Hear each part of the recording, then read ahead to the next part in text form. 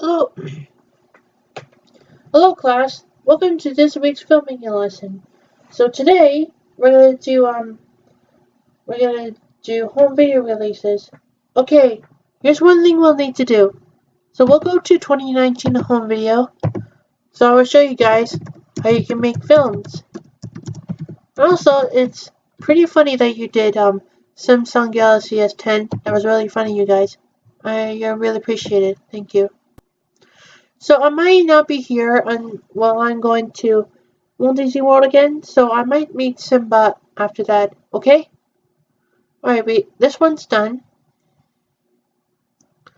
Okay, this one's done. Okay. Alright, let's do February 5th. It's called The Cloverfield Paradox. Here's a plot in this film. In 2028, Earth is suffering from a global energy crisis.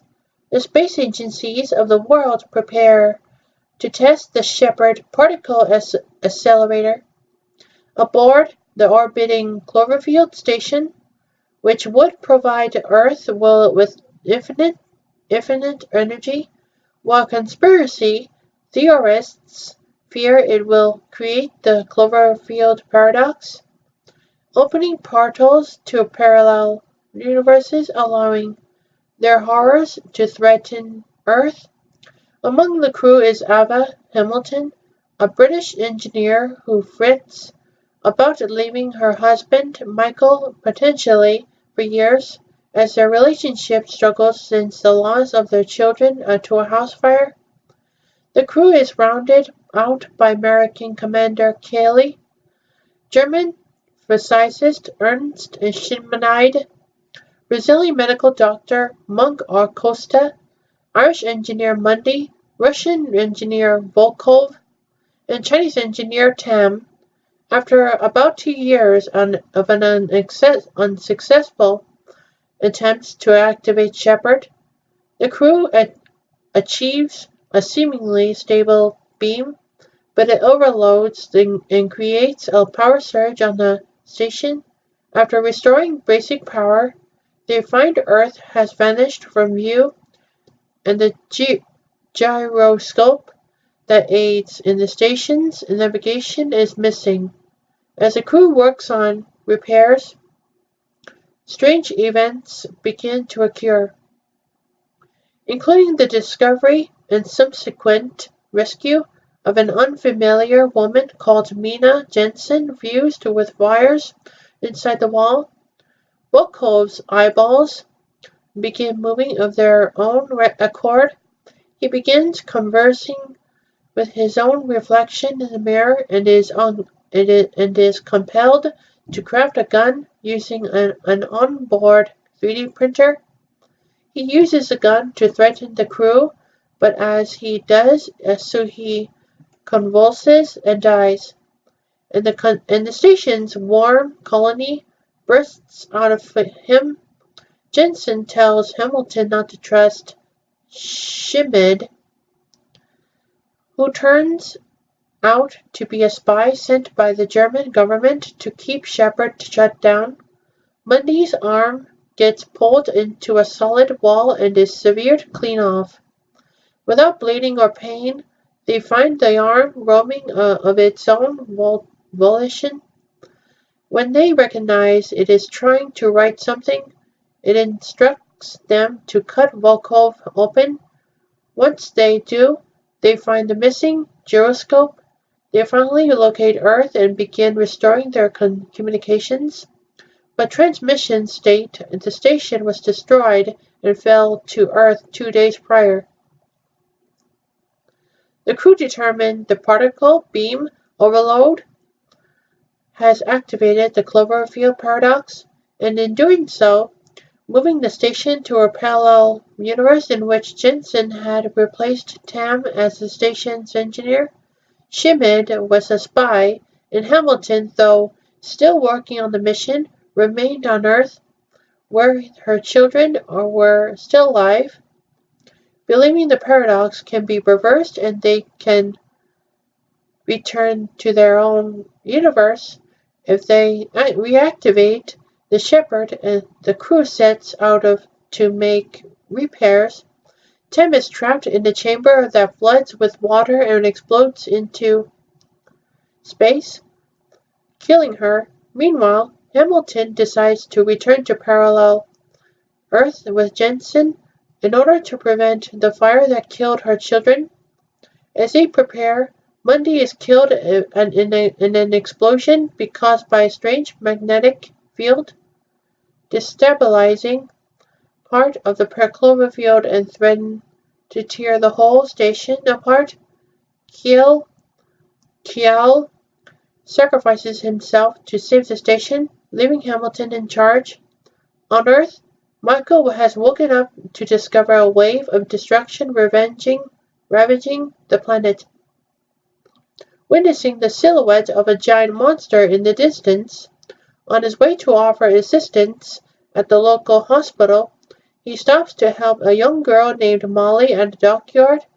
After learning the hospital was destroyed, he takes her into the underground shelter of a friend and tends to her wounds.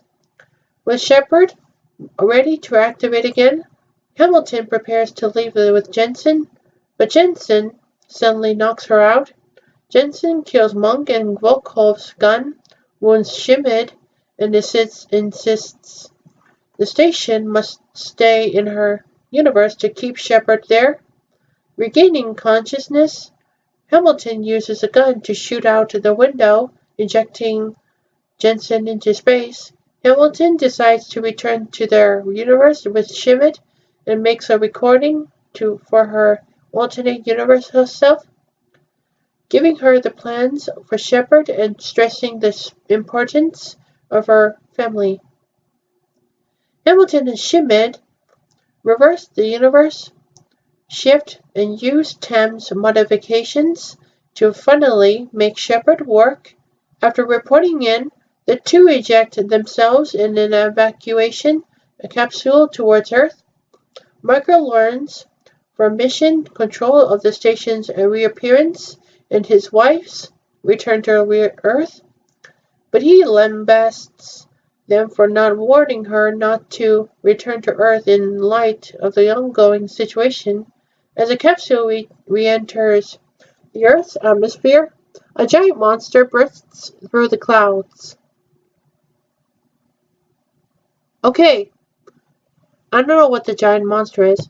Well, let's look. So on Tuesday we're gonna do higher learning. Here's a plot to this film, but I can see it was too long. So yeah, let's look up on this. A fictitious Columbus University student Malik Williams, a black track athlete, Christian Connor, a white woman, and Remy, a white young man, are starting their freshman year.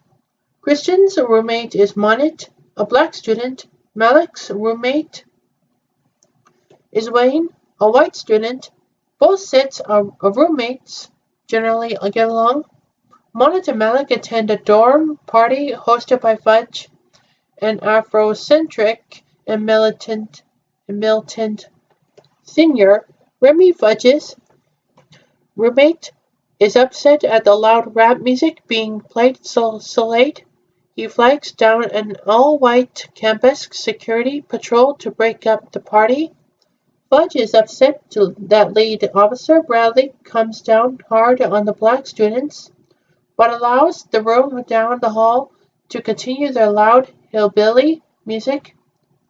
We'll show you hillbilly music. Here we go. This is hillbilly. Alright. Kristen, while walking home, meets Tyrion, a junior as well as an openly lesbian student. Tyrion warns her about walking alone late at night and invites her to a student group. Malik and Christian's introductory political science class is taught by Professor Maurice Phipps, a conservative black man from the West Indies. Professor Phipps challenges the class to determine who they are for themselves and not let others categorize them. Fudge and his friend Dredge play loud music, disrupting Remy's studying. When Remy complains, Fudge mocks and threatens him, causing Remy to move in with a new roommate, Jewish student David. Later, Remy loses at a video game to Malik, who further mocks him. Frat boy Billy raps a drunken Christian. Monet finds Christian crying on her bed, then feels a racial charged call from Billy. Angered, Monet turns to Fudge, who recruits his friends to confront him at a frat party. Christian points out Billy to the black students, who pull him outside and force him to apologize to Monet, not knowing that he rapped Christian. Christian joins Terran's student group on harmony between different races and cliques. With time, she eventually opens up to Terran about her rape, with Terran encouraging her to report it and attempting to console her. As days pass, Christian slowly realizes her growing attraction to Terran. Remy has become more isolated. He is invited for a drink by Scott Moss, a white supremacist and neo-Nazi skinhead, along with Scott's skinhead friends, Eric, James, and weightlifting hulking Knuckle. Malik confronts Phipps about a paper, arguing for a better grade. When Phipps shows him the various spelling and grammar errors, Malik calls him a sellout for the white establishment. Phipps angrily responds that the world owes Malik nothing and he must work for his own good to make a difference in the world. When Malik's teammates confront him for a poor performance at a track meet, he responds with Fudge's militant, Afrocentric ideology. He walks away and flirts with fellow runner Dija. With time they become a couple, and Dija helps Malik with his essay and spelling errors. Remy spends more time with Scott and his gang. Scott preaches his racist beliefs, and the troubled Remy is slowly being convinced that the white man is endangered, agreeing to shave his head and join Scott's group. After attending a rape awareness rally with Terran, Christian asks to spend the night. Terran rebuffs her, wanting Christian to be sure. Christian eventually starts to separate relationships with Wayne and Terran, who are unaware that Christian is sleeping with both of them. Remy confronts Malik with racial slurs. Remy later pulls a handgun on Malik and David, hurling racial slurs at them, both as he packs his belongings and drops out of the university. Again, Officer Bradley and the all-white campus security assume Malik is at fault. Letting Remy escape, Malik decides to move in with Fudge and his like-minded black friends, while Remy moves in with Scott and the neo-Nazi skinheads. After Malik and his black friends win a fistfight against Remy and his skinhead friends, Scott first tells Remy he should not drop out of school because they do not just need soldiers, but also educated people like lawyers to fight for their cause. However, Remy, feeling punked by Malik, just wants to turn to violence. So after Remy insists that he is for real, Scott sighs and shows Remy the sniper rifle. He challenges Remy to kill for the right race. Christian organizes a peace festival with Monet to calm down the students. Malik and Dija attend and are caught in the frenzy when Remy opens fire from the rooftop of a nearby building. 2 students are killed, including Dija, who dies in Malik's arms. Malik runs into the building and attacks Remy, trying to choke him to death when Officer Bradley and his campus Guards intervene and beat Malik while letting Remy go. The campus guards finally approach Remy, who looks and apologizes to Malik for everything that he did and commits suicide. A few days later, Malik and Phipps discuss his future at the university, with Phipps saying he trusts Malik's judgment. Later, Malik and Christian are seen talking for the first time at the impromptu memorial site. Christian feels guilty about the deaths because she started the Peace Fest, but Malik assuages her guilt. As Phipps leaves his office, the final shot shows the United States flag fluttering in the wind, and as a caption, "Unlearn" appears over it, fading to the closing credits. Okay, so on Wednesday, we're going to do The Girl in the Spider's Web. Here's a plot to this film. In Stockholm, Sweden, vigilante hacker Lisbeth Salander is hired by computer programmer Franz Walter to retrieve Firefall, a program capable of accessing the world's nuclear codes that he developed for the National Security Agency.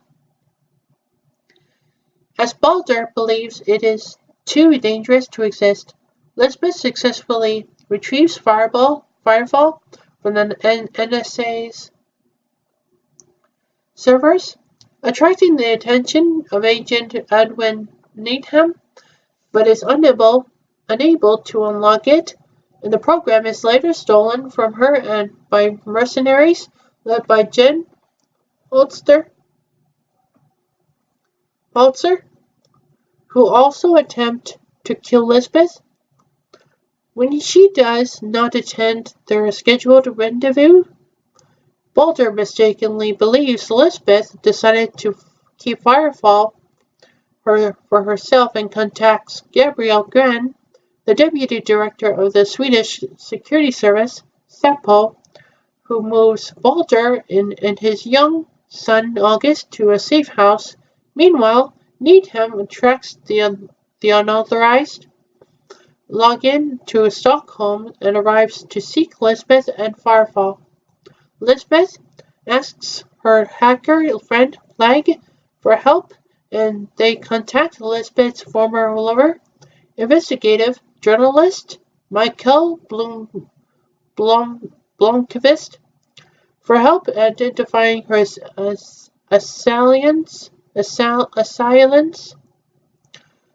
Blomkvist learns Holzer previously worked for Lisbeth's late father, crime lord Alexander Zalachenko,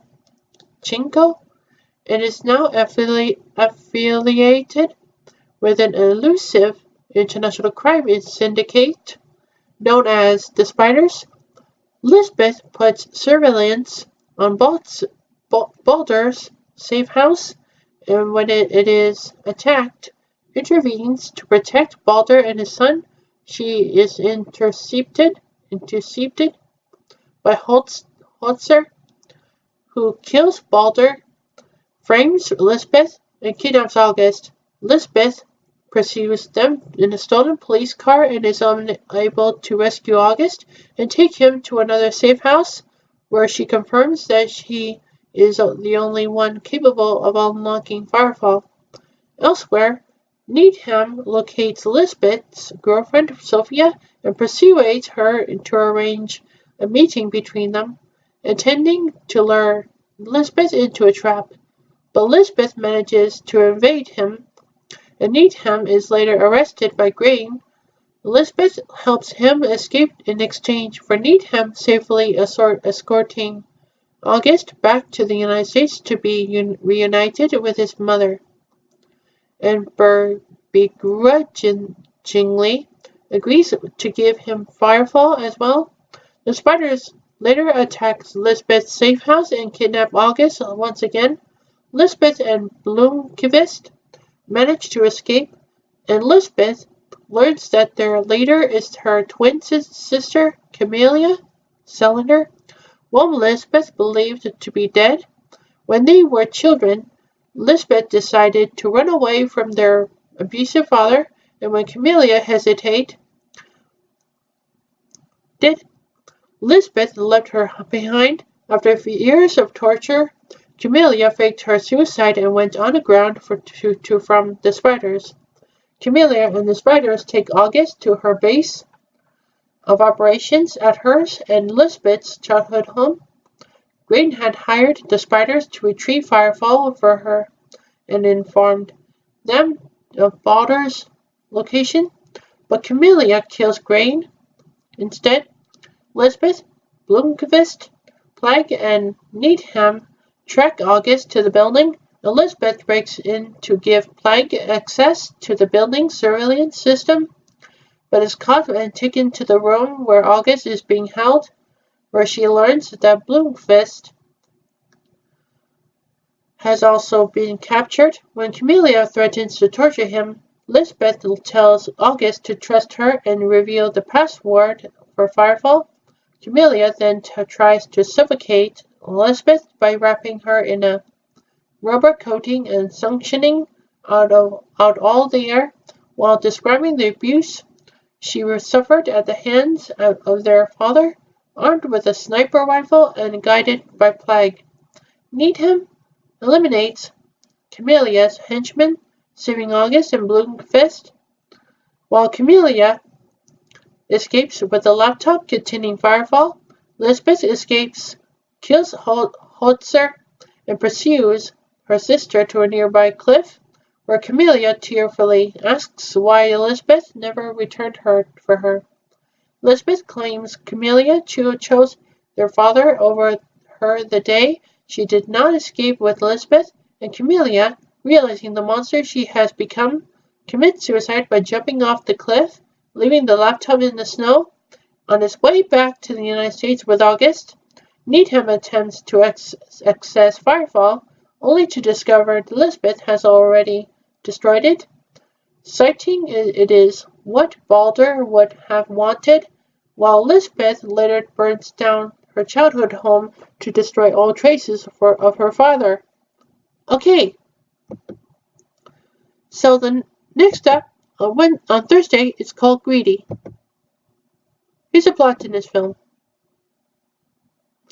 Carl, Ed, Frank, Glenn, and Patty McTeague are the greedy relatives of wealthy, wheelchair-bound, scrap metal tycoon Uncle Joe McTeague. They continually suck up to him and try to outdo each other in order to inherit his millions when he passes away, with their attempts constantly failing and irritable. Uncle Joe, showing a decided interest in his new sexy nurse Molly, Frank decides to hire a private detective named Laura to bring in his brother Daniel, who turned his back on the family years ago because of their selfishness, believing if they can make up, Uncle Joe will thaw towards them. Instead of finding Daniel, Laura finds his son Danny, of whom Uncle Joe had also always been especially fond, a professional bowler. Danny left the family with his father, but he accepts the cousin's invitation to return. After rolling a gutter ball in a big tournament and finding out that he has a pre-arthritic condition developing in his wrist, Danny's television sports producer girlfriend Robin encourages him to ask Uncle Joe for a loan to invest in a bowling alley. A typically rude and crude Joe says he will lend the money only if Danny sides with him against his own father. Danny is offended and leaves with his girlfriend, much to the annoyance of the other relatives. They confront Molly later on, and she realizes how convincing, conniving, and desperate they are for Uncle Joe's money. Uncle Joe asks Danny to visit him at his scrapyard to apologize for trying to bribe him, but the old man calls a number to place a shipping order to a company he finds out has been closed for 25 years. Realizing that his relatives could declare him incompetent and throw him in the retirement room, he tells Danny that he plans to hand his fortune over to Molly. Danny realizes how much he'd like to inherit his fortune and tells him not to rush into anything.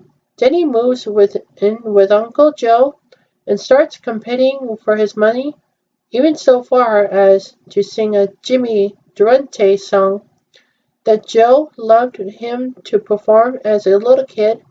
But Molly has other ideas and decides to use her assets to outdo Danny and have sex with the elderly gentleman, if only to keep the relatives from getting his money. But after her successful attempt to get Joe in the bedroom, they are interrupted by Danny's father, Daniel, and he and Danny engage in a heated argument in which Danny chooses Uncle Joe over him. Molly feels disgusted with herself for almost having sex with Joe and tells Danny she has to leave, but not before Danny promises to look after Joe. However, Danny tells Robin that he'd actually hired an actor to play his so-called father to win favor with his uncle, and she feels she's become too greedy and leaves him. At Joe's attorney's office, Danny is ready to inherit Joe's fortune when his relatives arrive with his real father. Danny admits that he's become as bad as the rest of the family, but it soon becomes apparent that Uncle Joe is not only bankrupt, he is in debt.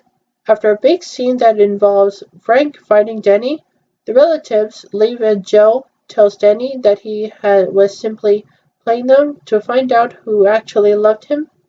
Danny tells him, "Nobody loves you," and leaves to make up with Robin.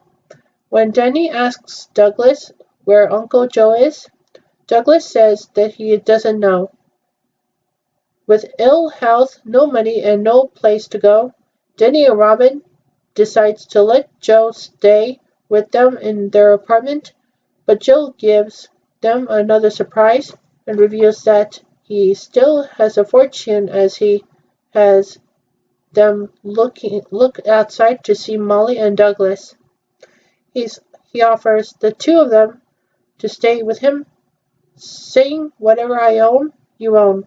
Danny accepts, but on the condition that all of the lies and the game stop. Uncle Joe calmly gets up out of his wheelchair and exits their apartment whilst Danny and Robin watch.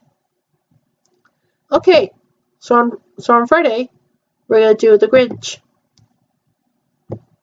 Here's a plot in this film.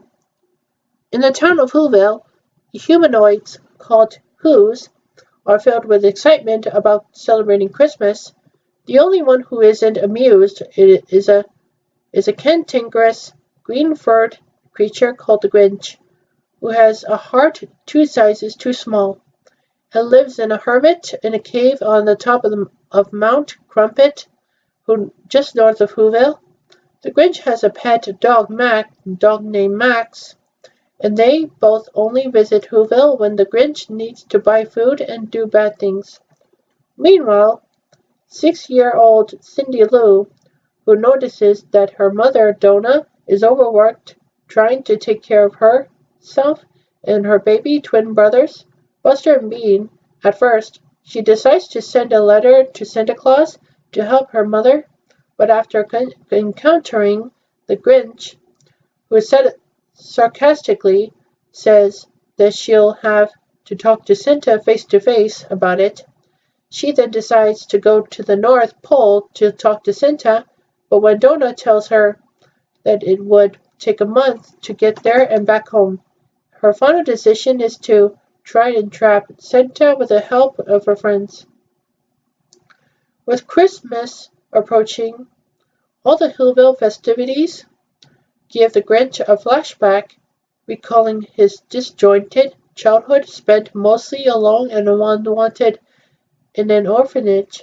The Grinch soon decides that he will steal Christmas from Whoville to assuage his distress. He acquires a fat reindeer, whom he calls Fred, to help him pull a sleigh that he stole from his neighbor, Mr. Bricklebum. After a test run, the Grinch discovers that Fred has a family. With a heavy heart, he lets Fred go home with him. On Christmas Eve, after making a Santa Claus disguise and dozens of gadgets to help him with his plan, the Grinch and Max, who pulls the sleigh in Fred's place, go down to Hillville to steal the decorations and presents. He soon encounters Cindy after falling into her trap. Her request to help lighten her mother's workload and her kind advice about listening to the Who's singing they all alleviate his sadness touches the Grinch's bitter heart. Nevertheless, the Grinch carries on with his mission. After stealing every Christmas present and decoration, the Grinch and Max head back to Mount Crumpet to dispose of them. And the Who's wake up and are shocked to see that the presents and decorations are gone. At first, Cindy believes that she's to blame because she trapped Santa, but Jonah tells her that Christmas is more than just about presents. And to Cindy's, the best thing that ever happened to her, the Who's join together to sing. The Grinch and Max hear the singing, rendering the Grinch puzzled to see that they are celebrating Christmas despite his theft.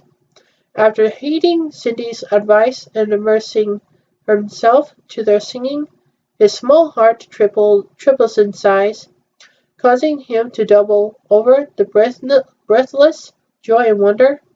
The sleigh falls off Mount Crumpet, and the Grinch tries to save it.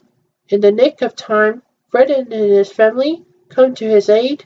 After securing the sleigh, the Grinch and Max go to Whoville to return the stolen items. A guilt-ridden and remorseful Grinch admits his crimes to the Who's and apologizes before returning to his cave, feeling ashamed for everything he has done. Feeling sorry for the Grinch, Cindy Lou comes to invite him to celebrate Christmas at her house and awkwardly attends. When seated down for dinner, he realizes and confesses that it wasn't really Christmas he despised. But being alone in his bitterness over being neglected, before carving the roast beef, the Grinch offers a toast to kindness and love, the things we need most. Okay, well, let's do the In Good Company. Here's a plot in this film. Dan Foreman, Dennis Quaid, is a 51-year-old advertising executive and head of sales for Sports America, a major sports magazine, happily married with 2 daughters. Dan faces a life-changing event when his magazine is bought out by Globecom, an international corporation that promotes the corporate concept of synergy. After he is forced to fire several of his longtime colleagues, Dan is demoted and becomes the wingman of his new boss, Carter Durya. Topher Grace, a 26-year-old businessman, school prodigy, while Dan develops clients through handshake deals and relationships. Carter champions the corporate creed of synergy, cross-promoting the magazine with a cell phone division and Crispity Crunch, a snack food also owned by Globecom. Dan and Carter are both facing challenges in their personal lives.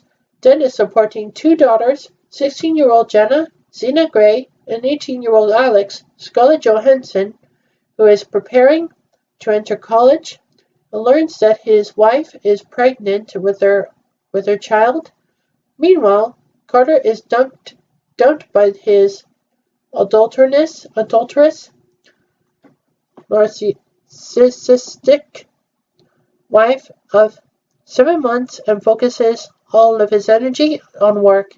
With Dan facing the financial realities of taking out a second mortgage to cover his daughter's college education costs and a new child, and with Carter needing Dan's practical, real-life experience in the field of advertising, the two form an uneasy friendship. Carter, who has been struggling with loneliness following the breakup of his marriage, invites himself to dinner at Dan's house, where he meets Dan's daughter, Alex, and the two quickly form an attraction. Their initial friendship allows Carter to forget his loneliness, and Alex, who is now attending New York University, is able to escape her own loneliness and boredom. In the coming days, Carter and Alex spend time together and become romantically involved. Fearful of offending her father, they keep their relationship a secret for the time being. Their friendship, however, takes a turn for the worse when Dan discovers that Carter and Alex have been seeing each other, approaches them in a restaurant, and punches his boss in the face. The confrontation with her father convinces Alex to break up with Carter, who is heartbroken. Soon after, Globecom CEO Teddy Kay visits the sales office, and during a grand speech to all the employees of Synergy and other similar corporate business strategies, he is questioned by Dan and shrugs him off. Carter's boss, Mark Steckel, tells Carter to fire Dan. Carter refuses, claiming that losing Dan will cost them a major advertising contract. Steckel gives them 24 hours to seal the contract to be fired. Dan has developed a long-term relationship with the client, and Carter gives away to Dan's personal approach. The strategy works, and they conclude a deal. Following another corporate shakeup, Sports America is sold off, Carter is let go, and Dan returns to his former position as head of sales. Having developed fatherly feelings toward Carter, Dan offers him a position in his new department as his wingman, but Carter refuses, admitting he needs to take some time off and examine what he really wants to do in his life. On his way out of the building, Carter runs into Alex, and they exchange pleasantries. Dan's wife gives birth to a girl. He calls Carter, who is jogging outdoors for the first time and feels like a new man, with the news.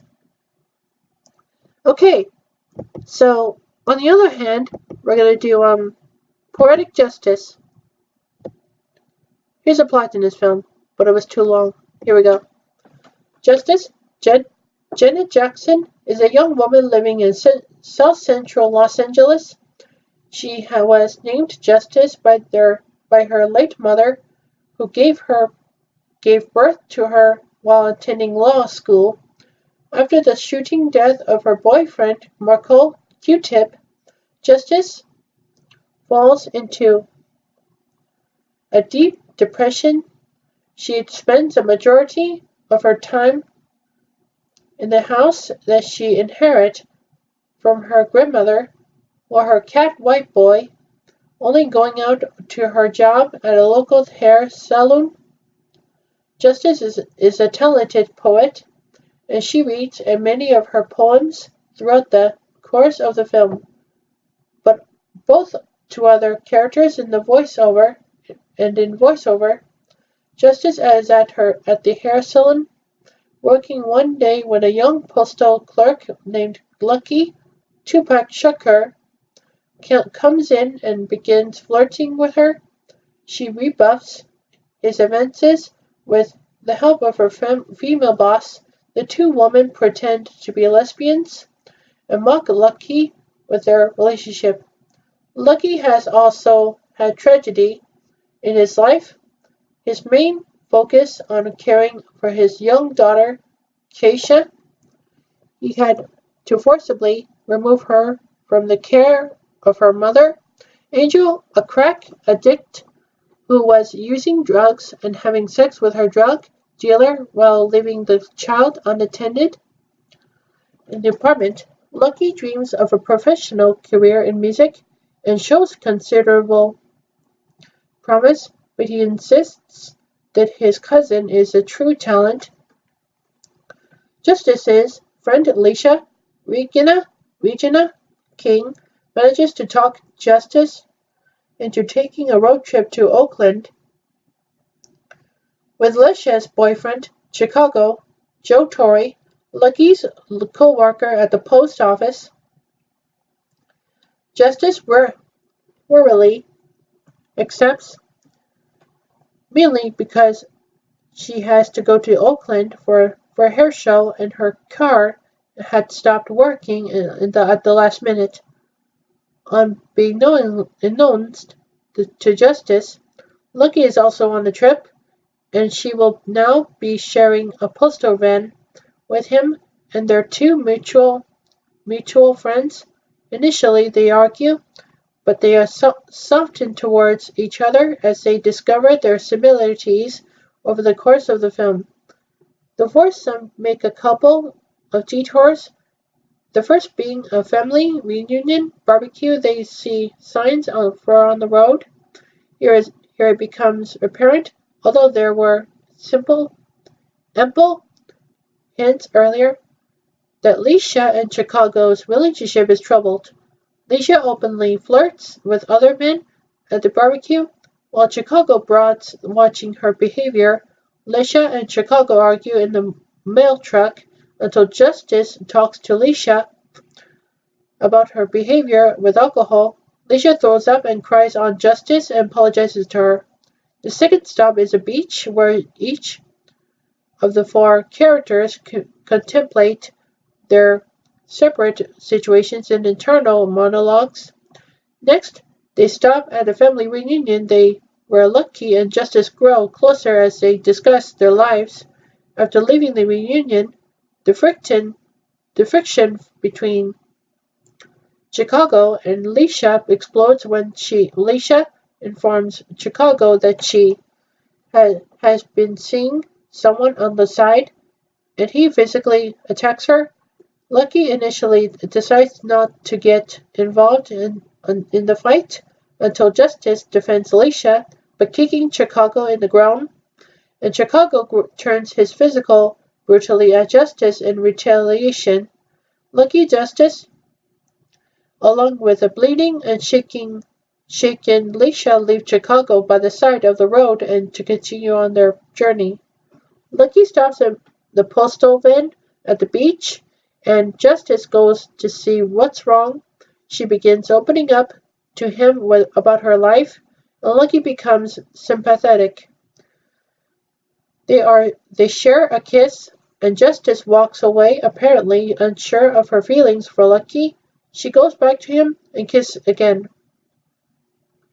When the now threesome arrive in Oakland, they are met with the news that Lucky's cousin, with whom he had been working on recording music, has been killed.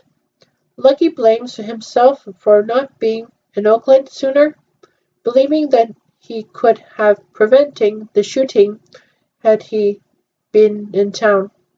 He turns his anger on Justice, angrily blaming her for distracting him while they were on the road. Jesse gives Justice and Leisha advice about men before the hair show. Lucky's uncle and aunt give Lucky his cousin's recording equipment. Lucky decides not to come back to work and take care of Keisha. Some months have passed, and Lucky meets up with Justice again back at their saloon. Just at the moment he brings in his daughter, Keisha, Lucky is remorseful over his conduct in Oakland and the cruel words he said to Justice there, and apologizes. She smiles at him and they share a passionate kiss. Justice smiles coyly and then turns her attention to Keisha, fussing over her hair. Justice and Lucky's eyes meet over Keisha's head and they smile, their connection as strong as ever. Okay, so we got this. Let's look up on a private war. There's no plot, so it's just a war film. Okay, let's look up on Shadowlands. Here's a plot, but it's a short one. In the 1950s, the reserved, middle-aged baccalaureate C.S. Lewis is an Oxford University academic at Magdalen College, an author of the Chronicles of Narnia series of children's books.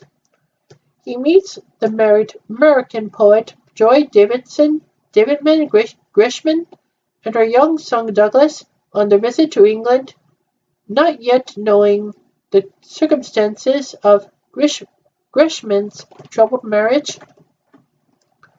What begins as a formal meeting of two very different minds slowly develops into a feeling of connection and love.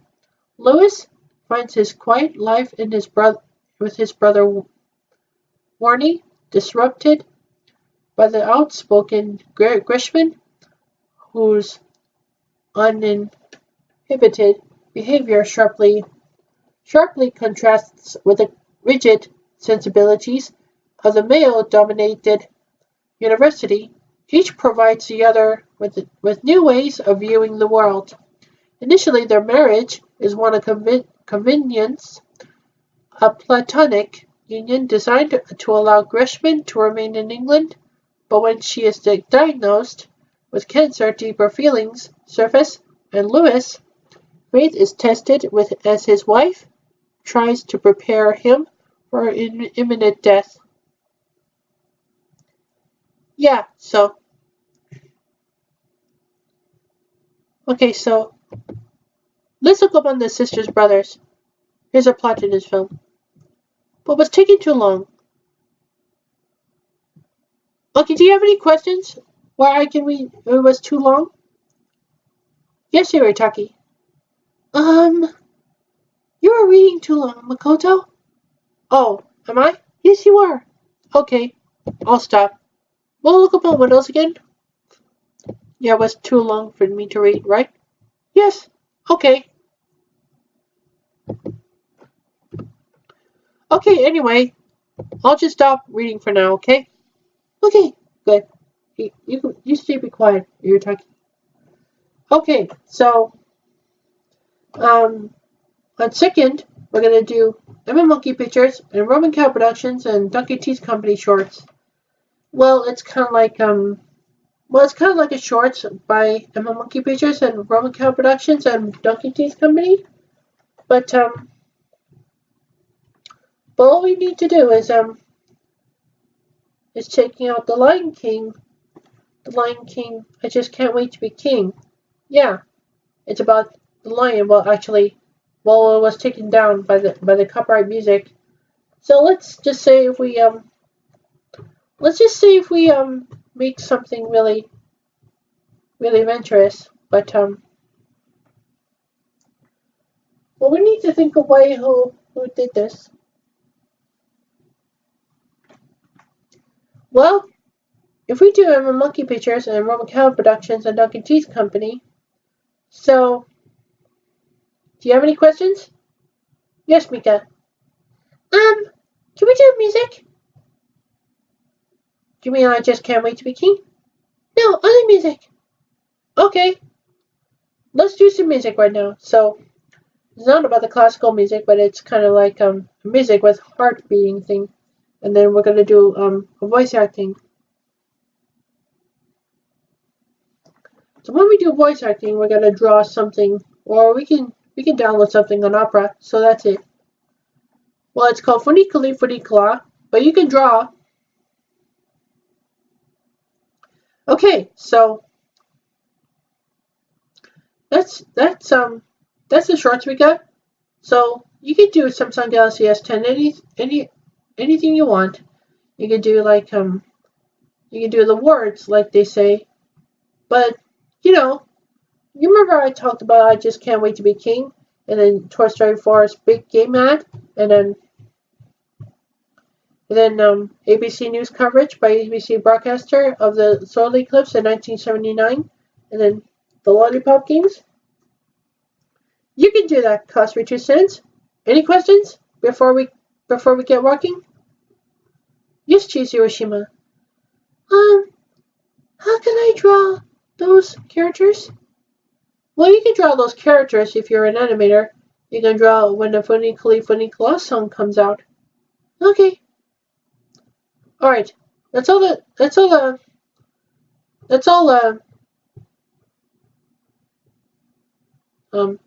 see. That's all I got for today. Let's do some work right now. Sorry. Hello, Simba. Hello, Nala. Huh? You remember us? Yeah, I remember you. You were from the 1994 film. Oh, that's right.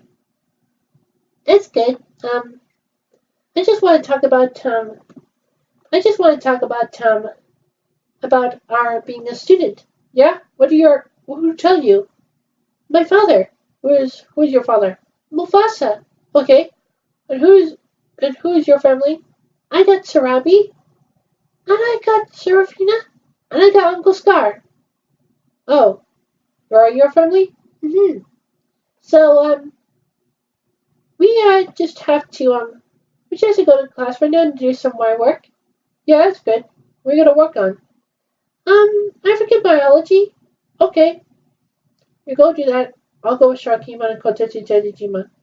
Will you be able to go to Walt Disney World? Okay. Thank you so much. You're welcome, Simba. Goodbye. Bye. Well, this is a nice place, isn't it? Oh, yeah? I've never seen this, DC's Polynesian village resort before.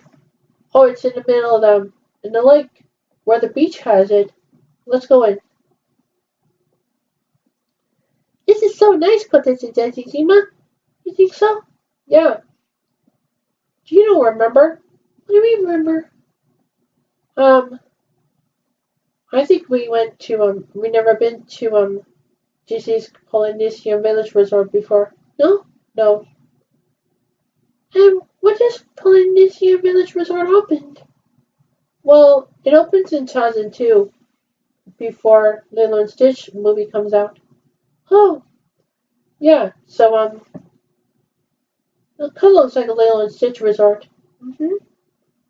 You know why this resort opens? Because they had a lot of features by Stitch and Lilo and Stitch by the Hawaiian company named Aloha Isle in Magic Kingdom, where they used to get lots of drinks and lots of pineapple drinks. But usually when they got there in Magic Kingdom by Americans, the Hawaiian company usually get their food in a Ohana restaurant. Oh, yeah, with the refurbishments by the beach, refurbishments by the pool. We have pool activities at the resort. Yeah, that's right. Yeah. So that's Stacy's Polynesian Village Resort by the Hawaiian company. That's good. Alright, so let's just stop it for now. It's taking too long. How long is it? Oh, it's 54 minutes. Oh, that's good. Alright, let's stop it for now, okay? Okay, good.